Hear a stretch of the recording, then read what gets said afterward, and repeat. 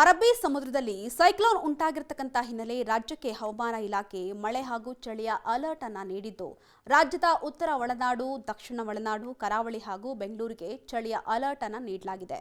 ಅದರಲ್ಲೂ ಉತ್ತರ ಒಳನಾಡಿಗೆ ಮುಂದಿನ ಒಂದು ವಾರ ಚಳಿಯ ಪ್ರಮಾಣ ಹೆಚ್ಚಾಗಿ ಇರಲಿದ್ದು, ಬಾಗಲಕೋಟೆ, ಬೆಳಗಾವಿ, ಬೀದರ್, ಧಾರವಾಡ, ಗದಗ, ಹಾವೇರಿ, ಕಲಬುರಗಿ, ಕೊಪ್ಪಳ, ರಾಯಚೂರು, ವಿಜಯಪುರ, ಯಾದಗಿರಿಯಲ್ಲಿ ಭಾರೀ ಚಳಿ ಇರಲಿದೆಯಂತೆ. ಇನ್ನು ಬೆಂಗಳೂರು ನಗರ, ಬೆಂಗಳೂರು ಗ್ರಾಮಾಂತರ, ಚಾಮರಾಜನಗರ, ಚಿಕ್ಕಬಳ್ಳಾಪುರ, ಚಿಕ್ಕಮಗಳೂರು, ಚಿತ್ರದುರ್ಗ, ದಾವಣಗೆರೆ, ಹಾಸನ, ಕೊಡಗು, ಕೋಲಾರ, ಮಂಡ್ಯ, ಮೈಸೂರು, ರಾಮನಗರ, ಶಿವಮೊಗ್ಗದಲ್ಲಿ ಚಳಿ ಸಾಧಾರಣವಾಗಿ ಇರಲಿದೆಯಂತೆ. ಇನ್ನು ಉತ್ತರ ಕನ್ನಡ, ದಕ್ಷಿಣ ಕನ್ನಡ, ಉಡುಪಿಯಲ್ಲಿಯೂ ಚಳಿ ಜಾಸ್ತಿ ಇರಲಿದ್ದು, ಒಣಹವೆ ಮುಂದುವರಿಯಲಿದೆಯಂತೆ. ಇನ್ನು ಈ ಹವಾಮಾನ ವೈಪರೀತ್ಯದಿಂದಾಗಿ ಆರೋಗ್ಯದ ಮೇಲೆ ಭಾರೀ ಪರಿಣಾಮ ಉಂಟಾಗುತ್ತಿದ್ದು, ನಗರದ ಆಸ್ಪತ್ರೆಗಳಲ್ಲಿ ವೈರಲ್ ಫೀವರ್, ಜ್ವರ, ಕೆಮ್ಮು, ನೆಗಡಿಯಂತಹ ಪ್ರಕರಣಗಳು ಹೆಚ್ಚಾಗಿ ದಾಖಲಾಗುತ್ತಿವೆ ಅಂತೆ. ಹೀಗಾಗಿ ಜನರು ಆರೋಗ್ಯದ ಮೇಲೆ ನಿಗಾ ಇರಿಸುವಂತೆ ಹವಾಮಾನ ಇಲಾಖೆ ಮುನ್ಸೂಚನೆಯನ್ನ ನೀಡ್ತಾ ಇದೆ.